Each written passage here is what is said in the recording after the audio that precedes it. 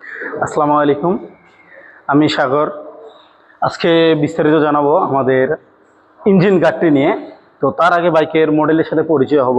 এটা হচ্ছে Chrome bronze ক্লাসিকের একটি কালার, তো একটি ইউনিক কালারের ভিতরে একটি। তো আমি যেহেতু আজকে ইঞ্জিন গার্ড সম্পর্কে জানাবো, তো একটু বিস্তারিত বলি ইঞ্জিন গার্ডটা সম্পর্কে।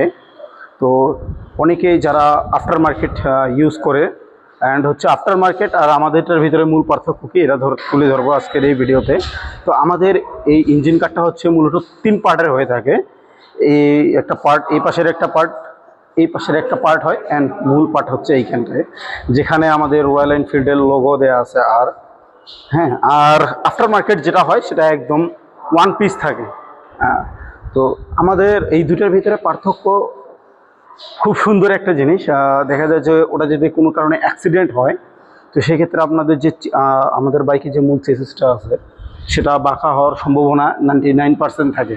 তো আমাদেরটা কিন্তু এটা হয় না, কেননা যদি অ্যাক্সিডেন্ট হয় আমাদের বাইকের, তো সেক্ষেত্রে দেখা যায় যে আমাদের সাইডে যে 3 পার্ট হওয়ার কারণে সুন্দরভাবে বাঁকা হয়ে যায়, এই সাইডটা বাঁকা হয়ে যায়।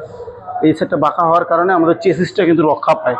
তো গাড়ির যদিও বা অন্য কিছু মানে চেঞ্জ করা যায়, অ্যাক্সিডেন্ট হলে যদিও বা চেঞ্জ করা যায় অনেক কিছুই, কিন্তু চেসিস কিন্তু কোনো সময় চেঞ্জ করা যায় না, বা চেঞ্জ করা গেলেও অনেক ব্যয়বহুল হয়। তো সেক্ষেত্রে আমি সাজেস্ট করব সবাইকে, আপনারা অফিসিয়াল যে ইঞ্জিন গার্ড হয় বা বাম্পার বলেন, এটা আপনারা লাগাবেন। বাইকের সুরক্ষা নিশ্চিত করবেন এবং আপনার সুরক্ষাও নিশ্চিত করবেন, যাতে আপনি এবং আপনার বাইক রাস্তায় সুন্দরভাবে রাইড করতে পারেন। তো ভিডিওটি দেখার জন্য অসংখ্য আপনাদেরকে